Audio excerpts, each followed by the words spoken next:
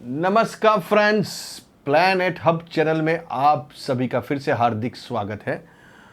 और इस बार सब्जेक्ट रहेगा मीन राशि बर्थ 1981। 81 के लिए बात करेंगे मीन राशि वालों के लिए, और 4 प्लैनेट्स को मद्देनज़र रख के बात करेंगे। 4 ओनली 4 जो बड़े प्लैनेट्स हैं, राहु, गुरु, केतु और शनि, जो लंबे टाइम तक कुंडली में भ्रमण करते हैं, तो उनके लिए बात करेंगे। जो व्यक्ति पर्सन 1 नवंबर से पहले जन्म हुआ है, टिल जनवरी टू नवंबर जो जन्म हुआ है आपका, 1 जनवरी से लेकर 11 मतलब 1 नवंबर के बीच में जो भी व्यक्ति पर्सन है, उनका गुरु शनि कंजक्शन होगा। जिसका भी गुरु शनि साथ में है ऐसा, और राहु यहाँ पंचम स्थान में, केतु यहाँ 11th हाउस में, तो ये 4 जो बड़े प्लैनेट्स हैं उनको मद्देनज़र रख के बात करेंगे।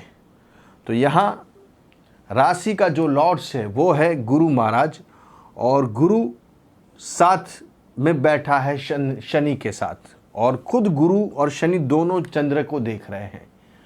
तो जब गुरु इतना ब्रह्मांड का सबसे शुभ ग्रह है और आपकी राशि का लॉर्ड्स है और आपके कर्म स्थान का भी लॉर्ड्स होता है, और वो जाके बैठता है 7th हाउस के अंदर, तो यहाँ सबसे पहले मैं आपको बात बता देता हूँ कि यहाँ आपकी जो राशि है वो द्विस्वभाव की राशि है। दो स्वभाव का मतलब होता है, द्विस्वभाव का मतलब होता है कि आप 2 चीज़ को पसंद करोगे। अगर आप कोई चीज़ परचेस करने भी जाओगे तो आप एक नहीं लोगे, साथ में 2 लोगे। आपको एक चीज़ पसंद नहीं आएगी, 2 चीज़ पसंद आएगी। घड़ी लेने गए तो घड़ी एक नहीं, आपको 2 चाहिए।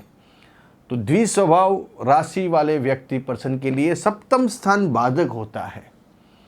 तो ये जो हाउस है वो यहाँ बाधक गिना जाता है, और बाधक का मतलब होता है वो बाधा डालना। आपके जीवन में बाधा डालने के लिए बाधक बहुत इम्पोर्टेंस रोल अदा करता है। कारक, मारक और बाधक, ये 3 ऐसे जो ये सिम्पटम्स है जो कुंडली में देखे जा सकते हैं। कारक और मारक और बाधक। कारक होता है कारको भावनाशक, मतलब समझ लीजिए कि 5th हाउस का कारक होता है गुरु, और जब गुरु यहाँ आके बैठ जाता है तो वो कारक भाव को नुकसान पहुँचाता है। वैसे ही यहाँ बाधक जब बाधक स्थान में बैठ जाता है तो भी नुकसान पहुँचाता है। लेकिन यहाँ गुरु और शनि बैठे हुए, 2 बड़े प्लैनेट्स बैठे हुए हैं, तो यहाँ बाधक आपके जीवन में आपके लाइफ पार्टनर बन सकते हैं, बिजनेस पार्टनर बन सकते हैं। कहीं ना कहीं उनसे आपको समस्या, प्रॉब्लम फेस करने को मिल सकती है। वो आपके जीवन में कहीं ना कहीं आपको, जहाँ आपका कुछ अच्छा हो रहा है, जहाँ आपका कुछ बढ़िया होने वाला है, तो वो आके उसके अंदर कुछ न कुछ अड़चन डालते हैं। और वापस शनि यहाँ 12th हाउस का भी लॉर्ड है, तो ऐसे व्यक्ति पर्सन को इनके साथ काफ़ी प्रॉब्लम फेस करने को मिल सकते हैं। Life partner, business partner, live in relation में आप हो, क्रश हो या लव अफेयर से आप जुड़े हुए, तो यहाँ ये आपको रिप्रेजेंट कर रहे हैं ये दोनों प्लैनेट्स। और दोनों प्लैनेट्स जो है उसकी अलग अलग नज़र है। गुरु देख रहा है पंचम नज़र से 11th हाउस को, चंद्र को भी देख रहा है, और वापस 3rd हाउस को भी देख रहा है। तो पहले गुरु की बात करेंगे। गुरु जब 11th हाउस को देखता है तो वहाँ धन, पैसे, अर्जन, इनकम, ये सब चीज़ों का फ्लो बढ़ाता है। तो वहाँ फ्लो बढ़ेगा आपका, इसमें कोई 2 राय नहीं है। गुरु वापस चंद्र को भी देख रहा है, तो चंद्र आपके मन को भी फ्रेश रखेगा, आपकी बॉडी का भी ध्यान रखेगा, आपकी माता का भी ध्यान रखेगा, आपके पैसा, धन जो रोज़ आने वाले हैं, जो रोज़ की जो इनकम चाहिए वो भी आपको करवाएगा। इसमें कोई 2 राय नहीं। यहाँ 3rd हाउस को देख रहा है, तो नए नए साहस कराने की आपके अंदर अंदर से आपको एक हिम्मत आएगी, एक ताकत आएगी कि मुझे ये करना है, वो करना है, क्योंकि वो 3rd हाउस को भी देख रहा है। छोटे भाई बहनों से भी लेन देन रहेगा, पड़ोसियों से भी लेन देन रहेगा, और कहीं ना कहीं ये गुरु आपको कोई बड़े काम के लिए आगे भी लेके जा सकता है। तो ये हो गई गुरु की बात। और वापस शनि बैठा, तो शनि जब देखता है, शनि जहाँ बैठा है वहाँ कोई पॉइंट नहीं है, लेकिन फिर भी वो बैठा है तो उसका रोल तो अदा करता है। इसलिए यहाँ लेट शादी होना, शादी में कन्फ्यूज़न आना, शादी में मनभेद होना, पार्टनर से, बिजनेस पार्टनर से मतभेद खड़े करना, तो ये सब चीज़ें आपको 36, 37, 38 तक ये सब चीज़ें देखने को मिल सकती है। उसके बाद धीरे धीरे आपके जीवन में चेंजेस आएंगे, पॉजिटिव पॉइंट ये सब चीज़ों को लेकर यहाँ आपको दिखने लगेंगे। और शनि अपने भाग्य स्थान को भी देख रहा है, तो भाग्य को देखने से भाग्य का जो चमकना है वो 36, 37, 38 के बाद भाग्य का आपको सपोर्ट मिलेगा, सहारा मिलता है। फिर वापस वो शनि आपके चंद्र को भी देख रहा है सप्तम नज़र से, तो चंद्र को देखते माइंड विवेरिक रखता है, अपसेट रखता है, एंजाइटी देता है, डुअल माइंड रखता है, आप अननोन फियर रहता है आपको, आप कोई डिसीजन ले नहीं पाते, कहीं ना कहीं डिसीजन को लेकर आपको कोई ना कोई समस्या फेस करने को मिल सकती है। मतलब कोई ऐसा डिसीजन आपने ले लिया जो हड़बड़ी में ले लिया और फिर बाद में आपको पछताना भी पड़ सकता है। तो ये एक पॉइंट यहाँ बन सकता है। और शनि खुद देख रहा है 10th नज़र से आपके 4th हाउस को, तो यहाँ भाड़े के घर में घर चेंज करना, घर में कहीं ना कहीं चीज़ को कोई अनसेटिस्फेक्शन रहना, दुकान ऑफिस जो भी है उसमें भी आपको भाड़े में रहना, ये थोड़ी चीज़ें यहाँ शनि महाराज आपको देख सकता है। माँ से मनभेद हो सकते हैं, तो वाहन व्हीकल्स भी इनको बहुत लेट मिलती है चलाने के लिए, वो सीख नहीं पाते, अगर सीख भी लेते हैं तो कहीं ना कहीं उनको हाथ में वो नहीं। ज़्यादातर जो आप देखते हैं लोगों को जो बस में सफ़र करते हैं, ऑटो में सफ़र करते हैं, ट्रेन में सफ़र करते हैं, इनकी कुंडली में ऐसे योग हमने पाए हुए हैं।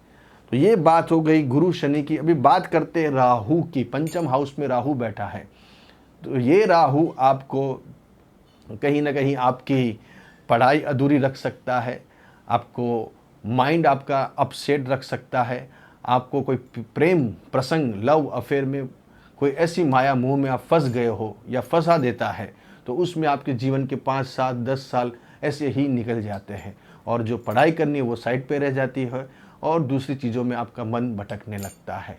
तो ये यहाँ एक पॉइंट बन सकता है। आपकी संतान हुई तो संतान से भी आप समस्या प्रॉब्लम फेस कर रहे हो, कहीं ना कहीं संतान से आपका मन मोटाव हो जाता है, आप नहीं इच्छना चाहते कि झगड़ा करे, फिर भी सामने से ऐसी कोई पॉइंट बन जाती है, उसकी वजह से आपको झगड़ा अपने आप इनके साथ हो जाता है। इसलिए यहाँ संतान भी स्टेबल नहीं होती है जब तक राहु की एक अवस्था खत्म होती है। राहु की अवस्था होती है 38, 39, 40 के बाद, फिर राहु धीरे धीरे आपकी दशा अंतर दशा गोचर के ऊपर डिपेंड होता है, फिर शनि की और राहु की दशा, मतलब राहु का जो इफेक्ट है वो धीरे धीरे कम होने लगता है।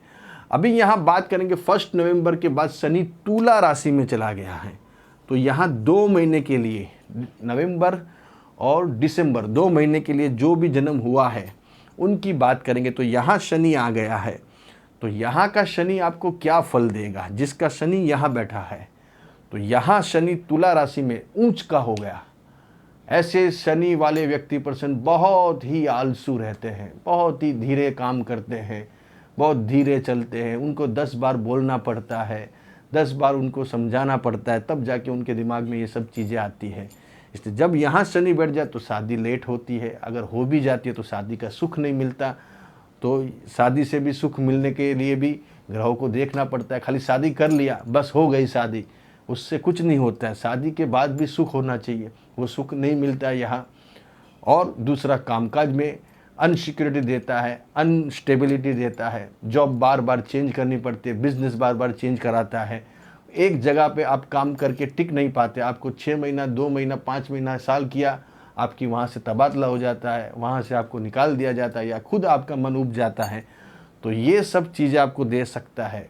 पैसे के लिए यहाँ आपको बहुत जद्दोजहद करनी पड़ती है। जहाँ इसका शनि बैठा है, पैसा आपके पास बहुत मुश्किल से आता है, और आ भी गया तो अपने आप चला जाता है। मतलब पैसे टिकते नहीं, धन आता है लेकिन चला जाता है, और आता है तो बहुत मुश्किल से आता है। 100 रुपये लेने हैं तो मुश्किल से कोई 20 रुपया 10 रुपया पकड़ाता है, और लेने के पैसे वो भी नहीं देते लोग। तो ये सब समस्या आपको यहाँ फेस करने को मिल सकती है।